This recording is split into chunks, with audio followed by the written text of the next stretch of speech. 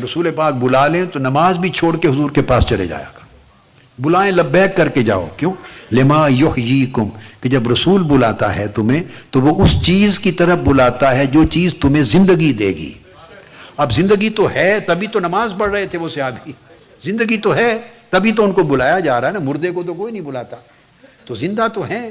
تو یہ بتا رہا ہوں کہ فزیکل لائف ہے، مگر فزیکل لائف کے باوجود they still need some other kind of life. ان کو ایک اور زندگی کی ضرورت ہے which they don't possess. تو فرمایا جب اللہ کے رسول تمہیں بلاتے ہیں جس جاؤ، چونکہ وہ تمہیں جس طرح بلائیں گے اس سے تمہیں حیات ملے گی، زندگی ملے گی.